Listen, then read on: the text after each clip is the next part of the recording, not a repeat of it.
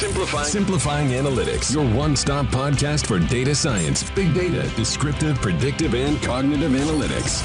Welcome.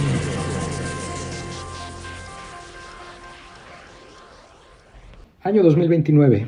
La inteligencia artificial está tan internalizada por el sector de educación superior que se ha convertido en una tecnología invisible, tanto como hoy lo es el Internet o la electricidad. Hola a todos, bienvenidos a un episodio más de Simplifying Analytics. Mi nombre es Miguel Molina, CEO de Analyticus, donde apoyamos a las instituciones educativas a través de diferentes módulos de inteligencia artificial a personalizar la oferta de valor hacia los estudiantes. El día de hoy tenemos un invitado que estoy seguro que disfrutarán mucho de esta charla. Ernesto Garnica es CIO de EAFIT, más de 25 años de experiencia en el sector de tecnología. Hace 25 años hizo su grado, su tesis sobre inteligencia artificial, así que encontrarán esta charla tremendamente interesante. Y sin mucho más, comenzamos.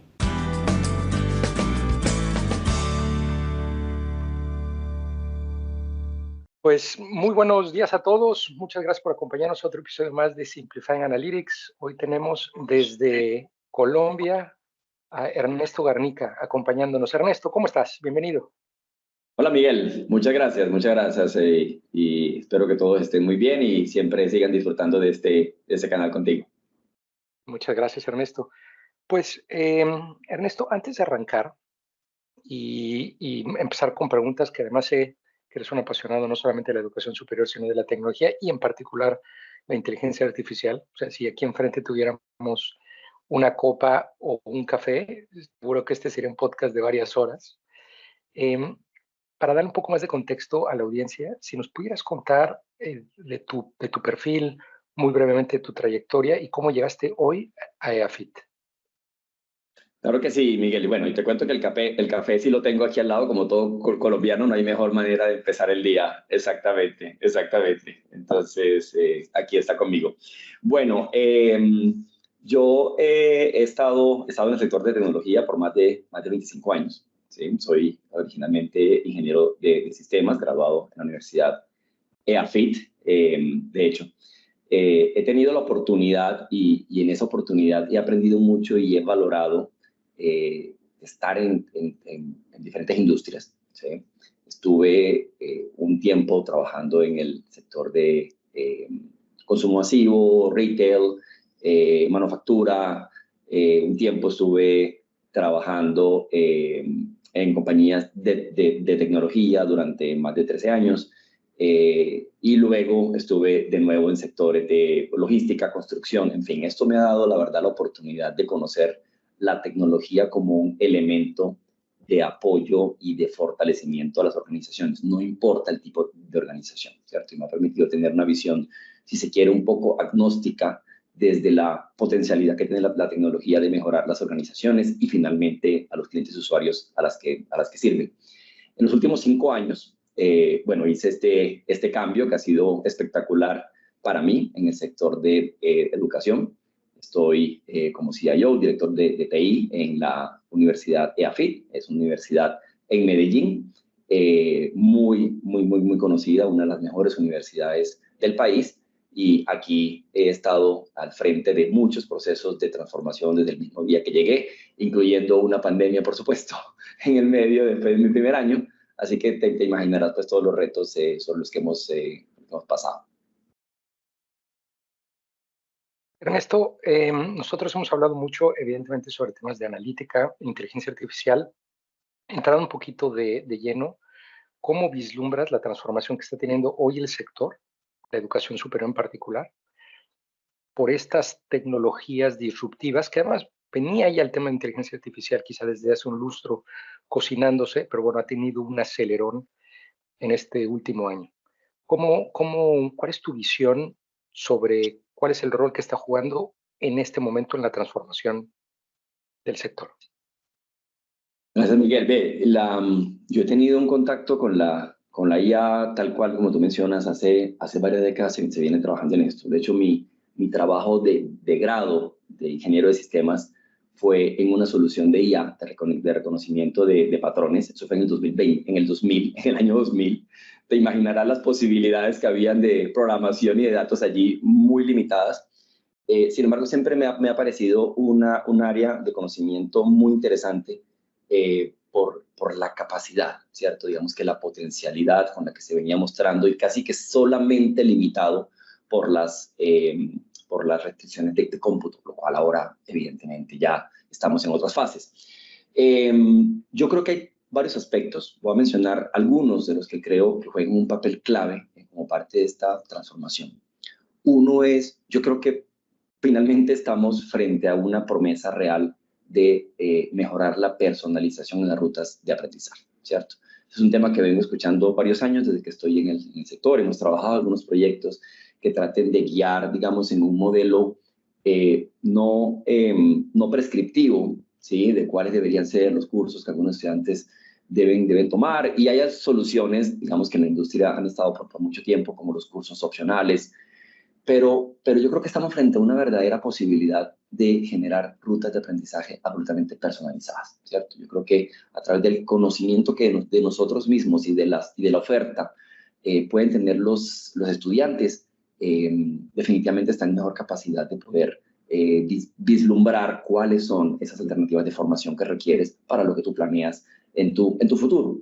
Entonces, ese es uno de los aspectos que creo que estamos frente a una gran posibilidad ahora sí, digamos, ¿cierto? El segundo es, nos está permitiendo, o tiene al menos la posibilidad de permitirnos conocer mejor cómo aprendemos, ¿cierto? O sea, todo este elemento de metacognición.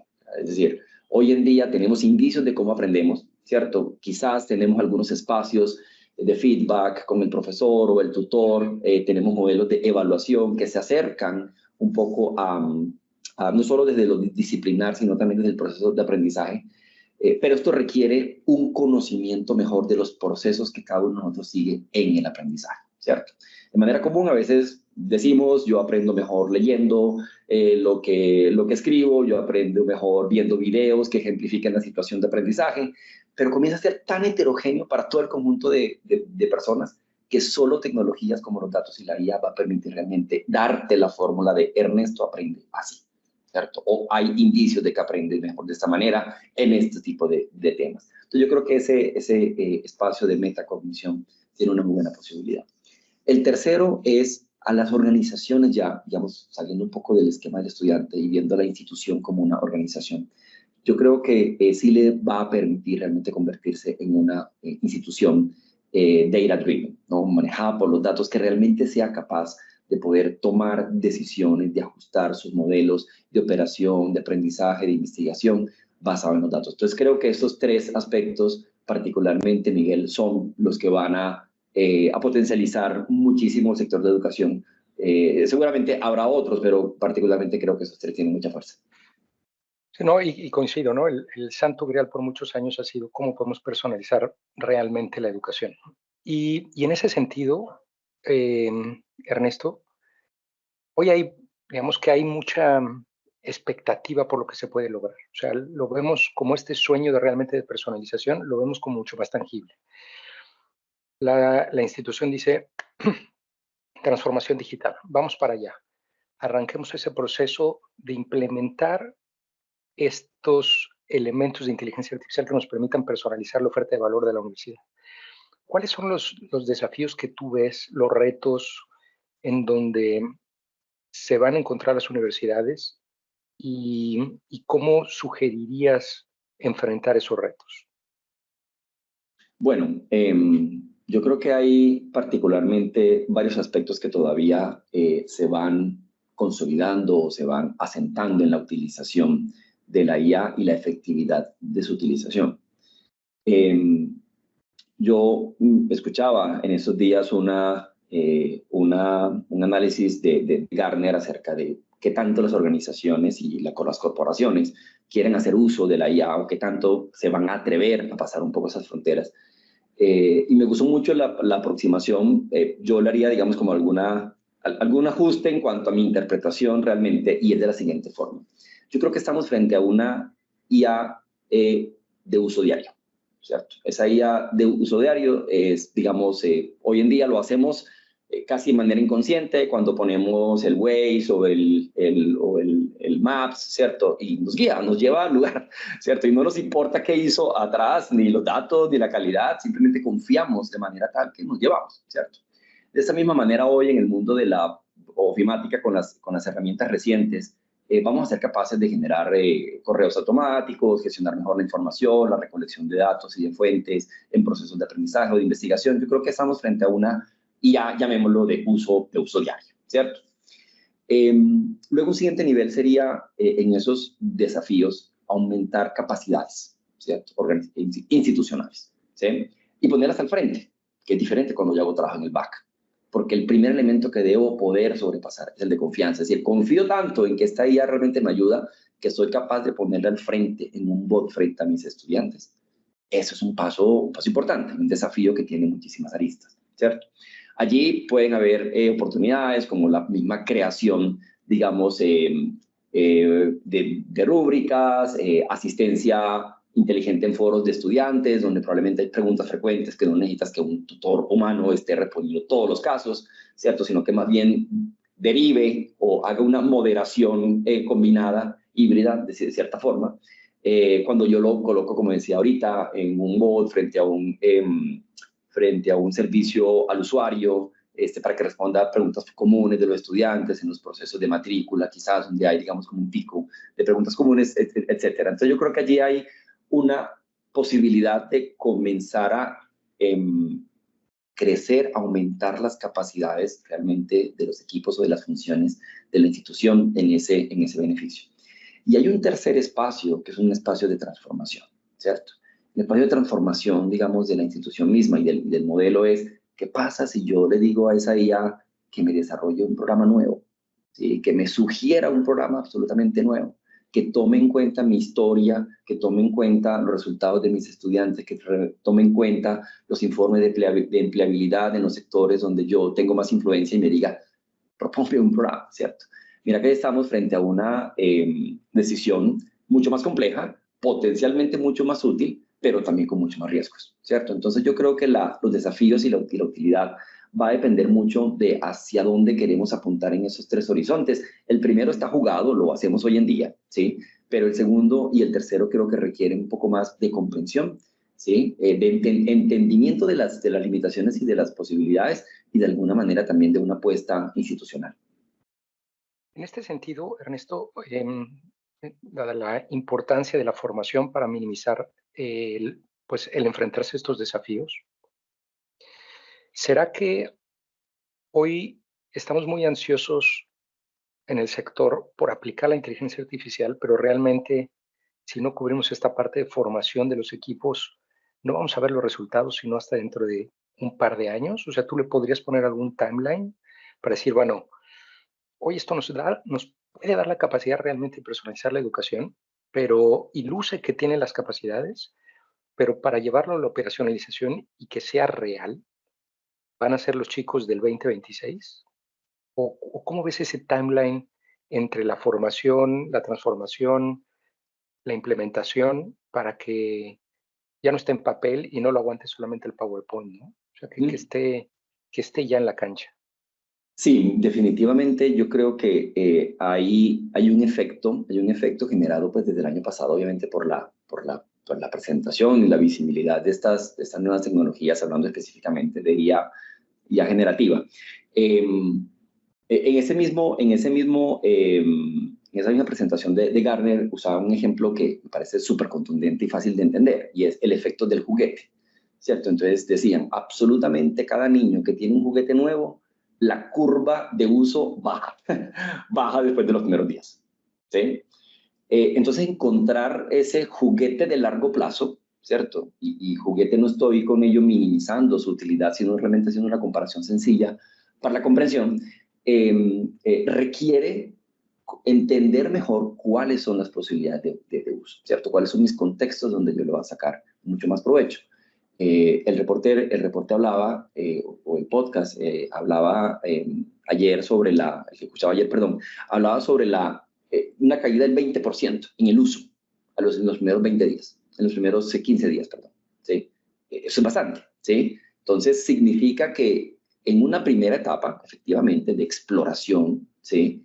Se generan unas expectativas de todo lo que estas soluciones pueden hacer por mí, pero debe ir inmediatamente acompañada de una etapa de formación, ¿cierto? Es decir, comprender realmente qué funcionalidades tiene la solución, cuáles no, qué limitaciones tiene, cuáles son específicamente en mi contexto de uso, y qué es aquello, un poco en esa clasificación que he mencionado ahorita, que voy a usar diariamente, que no requiere, digamos,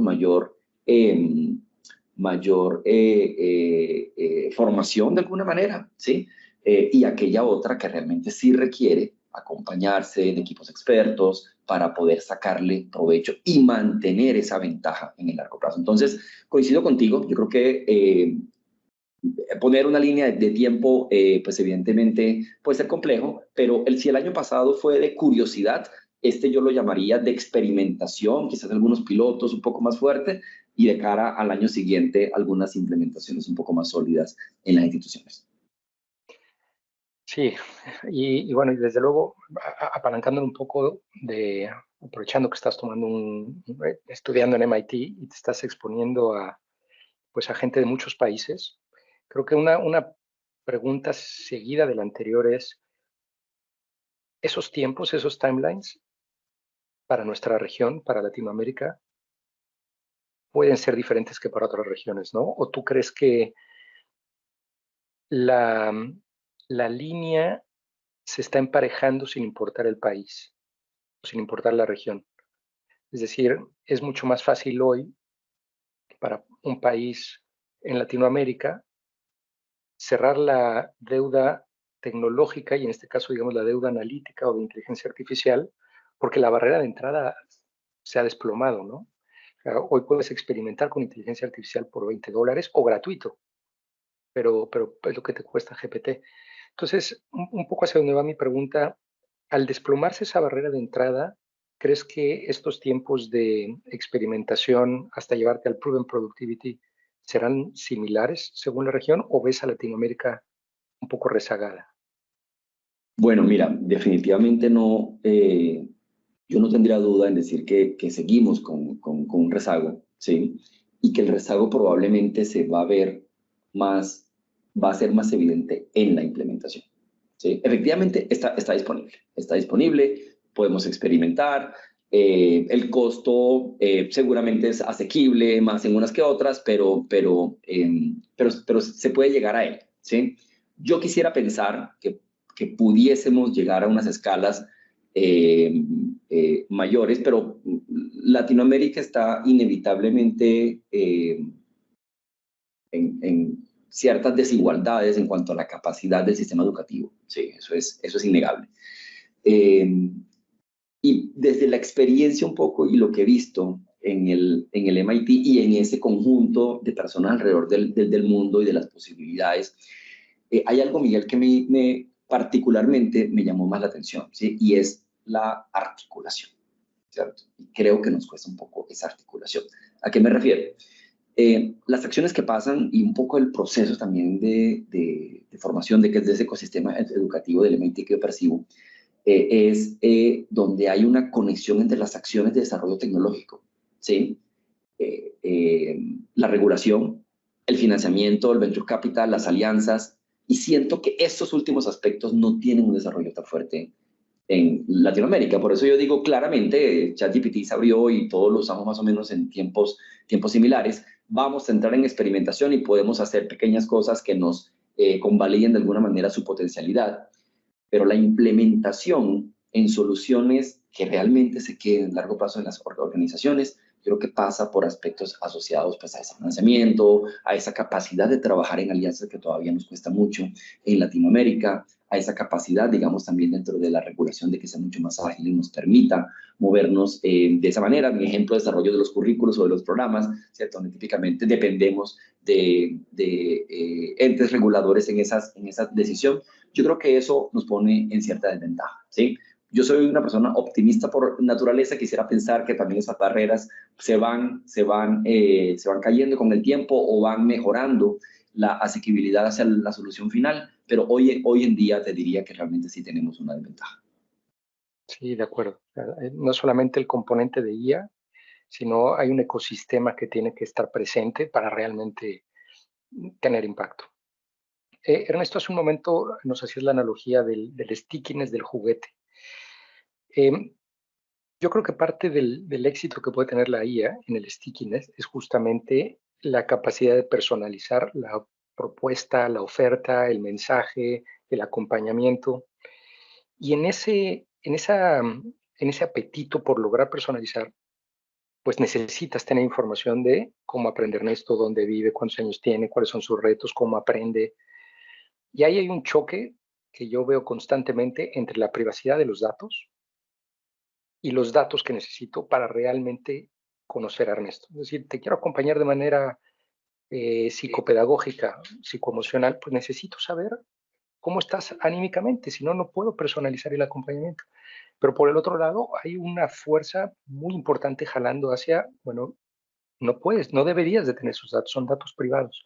¿Cuál es tu perspectiva en ese balance, en esos retos, y hacia dónde crees que vamos con estas discusiones de privacidad de datos? Sí, Miguel, claramente hay que buscar un balance allí. ¿Sí? Yo partiría diciendo, y para mí realmente el punto es, hay que asegurar que hay una información clara de uso y propósito. ¿Sí? Yo creo que ese es el primer punto de partida. Muchas veces en ese interés genuino, ¿sí? por desarrollar, por mejorar las posibilidades del proceso de aprendizaje o de los mecanismos para asegurarlo, vamos sobre conjuntos de datos donde quizás no todos son necesarios, ¿no? Esta es como la primera reflexión, ¿sí? Y decimos, bueno, luego decido cuál, ¿sí? Yo creo que eso genera probablemente del otro lado de quien provee la información, inseguridad, ¿cierto? Es decir, si tú no eres claro desde la entrada de estos son realmente mi conjunto mínimo de información, este es el propósito, te vas a beneficiar de esta manera, ¿sí? Y estoy, digamos, si tengo un proceso ordenado, revisado, auditable, si no genero esa confianza de entrada con la otra persona en el momento en el que estamos capturando los datos, yo creo que de ahí en adelante es muy difícil navegar, ¿sí? Desde la gestión de la información, ¿sí? Yo creo que hay muchas técnicas que se vienen desarrollando, la anonimización de la información, toda la protección de datos, uso de roles, asegurar el ciclo, ¿no? Y en el ciclo, ojo, que hay una parte final que también dice disposición y eliminación de datos que no necesitas, ¿sí? Y muchas veces no hay suficiente disciplina para asegurar de una forma absolutamente auditable de que eso pasa, ¿sí? Entonces, yo creo que en algunos momentos nos quedamos, o por un lado, quizás con una ambición muy amplia del conjunto de datos, por si acaso, ¿cierto? Y eso no transmite necesariamente una claridad y una seguridad a quien finalmente provee la información. Segundo, en el propósito, donde claramente debe haber un beneficio del otro lado, de quien provee los datos, tenemos que asegurar que ese propósito también cierre el ciclo. Es decir, si yo estoy utilizando información asociada a una persona, a un estudiante en su proceso de aprendizaje y las evidencias y los comportamientos que me generan ese resultado, ¿sí? Disponerlo verdaderamente para el estudiante y decir, mira, aquí está el resultado de lo que hace 3 meses, 6 meses atrás, trabajamos específicamente con este propósito. Entonces yo creo que hay inevitablemente una necesidad de generar confianza, ¿sí? De generar claridad, ¿cierto? Sobre el uso y sobre el propósito y de cerrar muy bien los ciclos de gestión de información. No es un tema sencillo, definitivamente, es un tema en el que cada organización seguramente encontrará su balance dependiendo de la profundidad con la que necesite navegar ese terreno, pero yo creo que como todo lo que nos pasa en las relaciones humanas, si no generamos confianza del otro lado, no va a haber una disposición de poder hacerlo. De acuerdo, de acuerdo. Ernesto, entrando a esta última sección del podcast, y con intención de pick on your brain, ya que estás pues yendo a Boston y exponiéndote en MIT a todas estas ideas, a todo, pues esta revolución, ¿no? Así de bote pronto, ¿hay algún concepto que hayas recibido ahí que es nuevo para ti, que digas, esto me lo tengo que llevar a casa? O sea, esto lo deberíamos de aplicar no solo en Medellín, no solo en EAFIT, sino este concepto hace todo el sentido para donde está hoy el sector educativo, donde está hoy Latinoamérica. No sé si te viene alguna idea, herramienta que digas, esto me resuena. Bueno, hay varias cosas, Miguel, algunas desde lo disciplinar, ¿sí? Algunas desde el mismo proceso de aprendizaje. Te mencionaba hace un rato un poco como esa articulación, ¿cierto? Es algo que me traigo claramente. No desde lo disciplinar en la formación, digamos, en todo este tema de datos, AI y tecnologías emergentes, sino realmente de los procesos de aprendizaje, ¿cierto? Y claro, pues el MIT es una de las instituciones del mundo top, ¿cierto? En esas prácticas. Y descifrando un poco cómo lo hace, cómo logra engancharnos un poco en ese proceso de aprendizaje, para mí esa articulación es clave, ¿cierto? Como que la discusión no solamente se da en lo disciplinar específico y en la tecnología pura y dura, sino esa tecnología dónde está aplicándose, qué restricciones tiene, ¿cierto? Cómo se comporta la regulación y entendamos la regulación, ¿cierto? O las tendencias, perdón, de la regulación desde sus posibilidades, ¿cierto? Y allí ejemplos, digamos, muy claros, ejemplos tipo blockchain, ejemplos tipo IA, que han estado en el centro de la regulación, ¿cierto? Unos quizás antes del 2022 y la IA recientemente. Y creo que es un aspecto importante dentro del proceso de comprensión, ¿cierto? Es decir, no mirarlo de forma aislada. El segundo aspecto dentro de ese ecosistema de aprendizaje, si se quiere, es el involucramiento de las prácticas de las organizaciones que ya lo están haciendo, ¿cierto? Entonces, hay un proceso de validación, ¿sí? Cómo algunas organizaciones ya están efectivamente utilizando, no sé, blockchain para títulos académicos hace muchos años, ¿cierto? No es algo reciente. Nosotros tuvimos la posibilidad y yo me traje esa práctica y dije, bueno, esto no es necesariamente innovador, pero para la universidad lo puede ser y queremos, digamos, conectarnos un poco con las posibilidades que esa tecnología brinda, ¿cierto? En la homologación de los títulos desde cualquier parte del mundo en un sistema seguro. Entonces tuvimos la oportunidad de implementarlo el año pasado, fue algo bastante rápido y de nuevo también el enfoque en ese desarrollo iterativo, progresivo de soluciones, donde no tienes que tener la gran mega solución completa con todas las integraciones y las documentaciones, sino mucho más enfocado en el resultado del producto. Eso por ese lado. En relación con los temas de ya un poco más dentro de lo disciplinar, algo que me traigo es la evaluación del modelo de gestión de datos institucional, ¿cierto? Hay varias referencias, ¿cierto?, que tuvimos la oportunidad de ver, de discutir con compañeros, y aunque al final cada organización es distinta, yo creo que hay unos elementos comunes que nos permiten navegar sobre un marco de análisis de dónde estamos hoy y para dónde vamos, ¿cierto? Y el concepto sobre el que ellos hacen mucho más énfasis es el de Data Driven Organizations. O sea, definitivamente las organizaciones tienen que tener una columna, ¿sí? Yo lo asocio un poco como al sistema circulatorio de los datos de la organización que hace que realmente viva, que hace que realmente pueda tomar decisiones de manera menos arriesgada, si se quiere, o con menores elementos de incertidumbre. Y finalmente, la necesidad de formación en roles claves para la organización, ¿sí? Las áreas de TI, y esto lo digo conociendo un poco también el contexto, al menos dentro del país, en las universidades siguen siendo muy tradicionales, ¿cierto? Digamos que nuestra configuración es un poco más de lo tradicionales, áreas de infraestructura, áreas de software, áreas de seguridad, áreas de soporte, etcétera. Hay algunas que probablemente tienen esquemas de colaboración más fluidos, de trabajo conjunto, en células, en DevOps, pero todavía no al nivel al que están ya muchas organizaciones por fuera del sector de educación.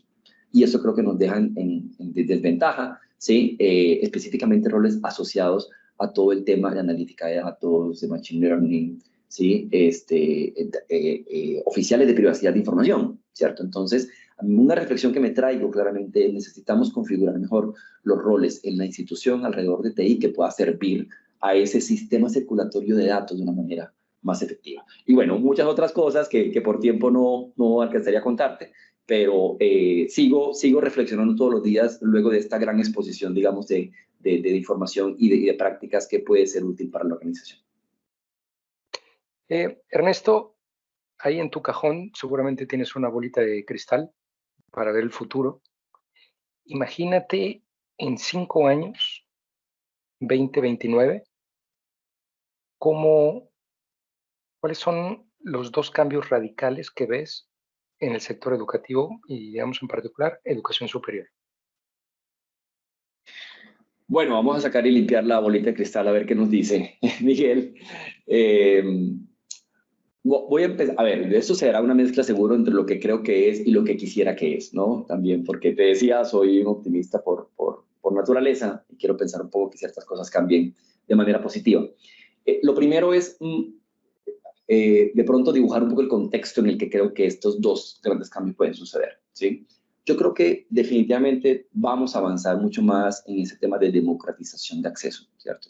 Te decía un poco, esa brecha muy grande que tenemos particularmente en nuestros países debe ir cerrándose. Las tecnologías tienen un rol supremamente clave, ¿cierto? Creo que en la pandemia, obviamente siendo muy cuidadosos de la comparación, nos permitió entender también qué cosas se podían lograr y qué cosas no, ¿cierto? Nos visibilizó algunas de las restricciones estructurales que tenemos, pero también nos mostró las posibilidades.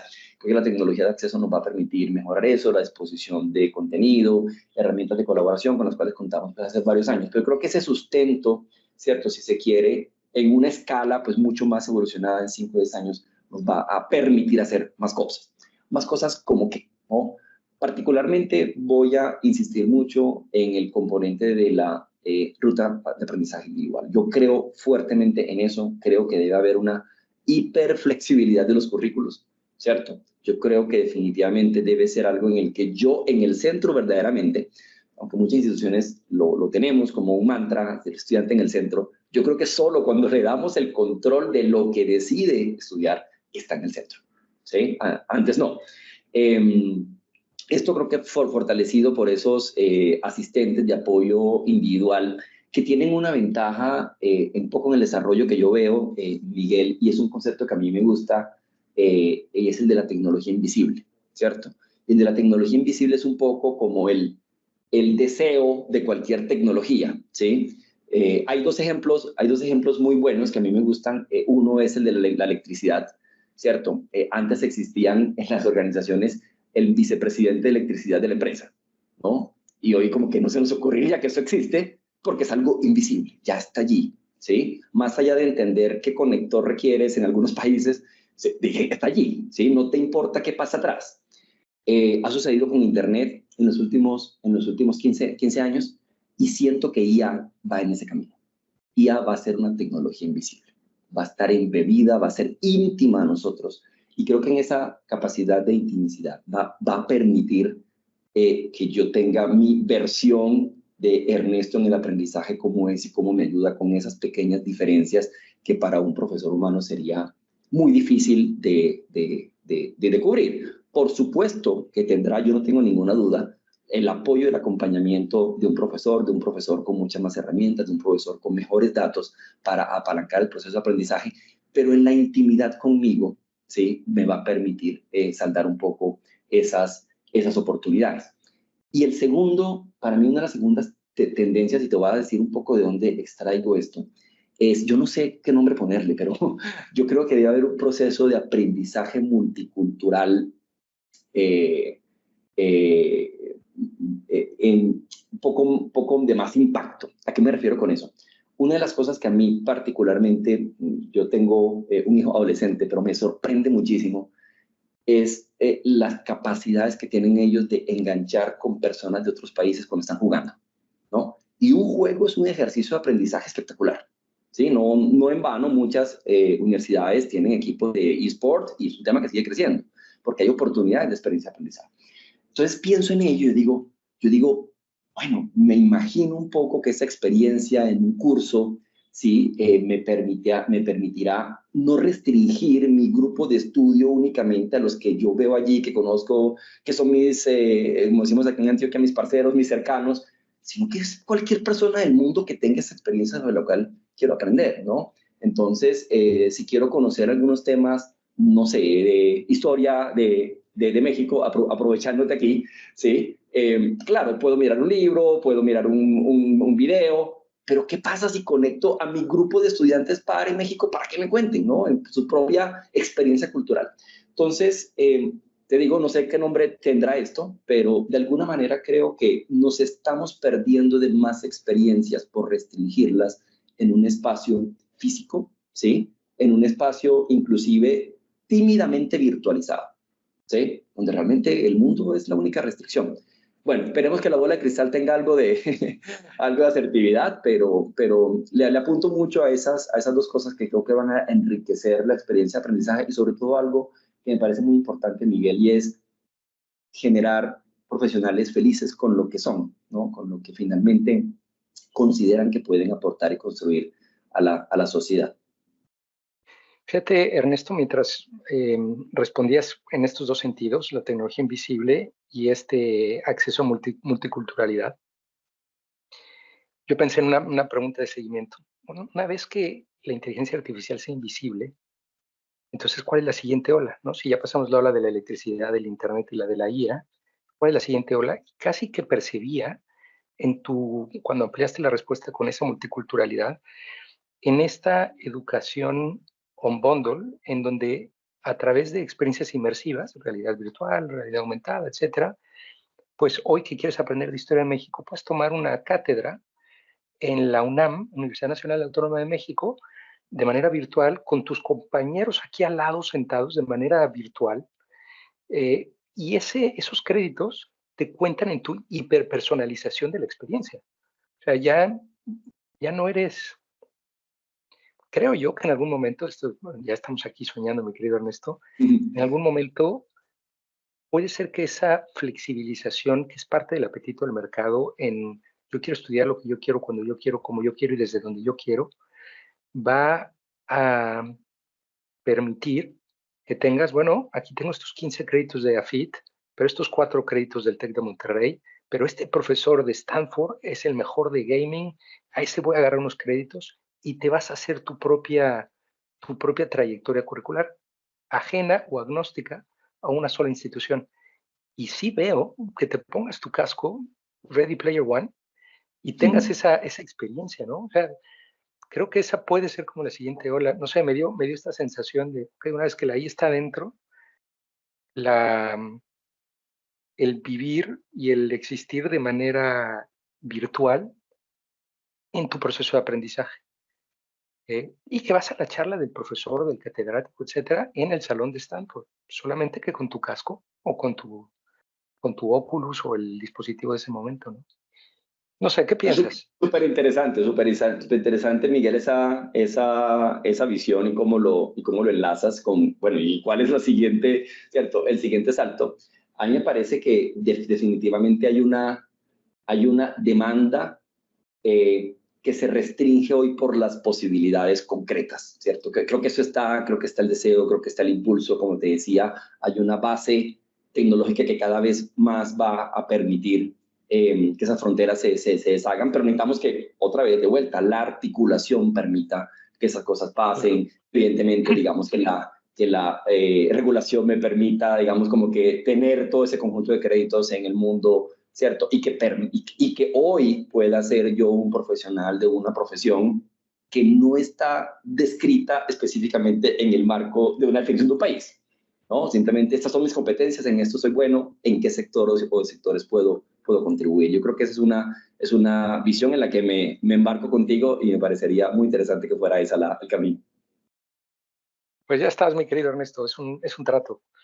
Ernesto, última, si hay alguien de la audiencia que quisiera ponerse en contacto contigo, podemos poner tu enlace de LinkedIn, ese sería un buen canal. No sé si utilizas otras redes, Twitter. Sí, no, perfecto. LinkedIn es el mejor canal, y allí me encanta poder hacer conexiones significativas que nos permitan seguir discutiendo y teniendo inclusive perspectivas diferentes y complementarias, ¿no? Yo creo que de eso se trata justamente, construir un poco la visión de la tecnología en las organizaciones. Claro, no, y además ya vimos que hay un apetito por el aprendizaje a partir de esta multiculturalidad, ¿no? Así que lleguen de Colombia o de México o de donde sea. Tal cual, Muy bien. Miguel. Ernesto, ha sido un gustazo. Muchas gracias por acompañarnos. Que esta sea la primera de muchas veces. Y bueno, seguimos en esto. Veremos en 5 años si esa bolita de cristal estaba bien limpiecita y precisa. Así es, Miguel. Muchísimas gracias a ti por el espacio y a tu audiencia, como siempre. Muchas gracias por habernos acompañado una vez más. De nuevo, cualquier pregunta que tengan sobre las discusiones, si quisieran que habláramos de algún tema en particular, alguna industria, algún caso de uso, déjenos saber. Nos encuentran en info@analyticus.com, también en las redes sociales, en Facebook, Twitter, LinkedIn, Analyticus, con Y, con K y latina. De nuevo, muchas gracias y hasta la próxima. Simplifying Analytics, your one-stop podcast for data science, big data, descriptive, predictive, and cognitive analytics.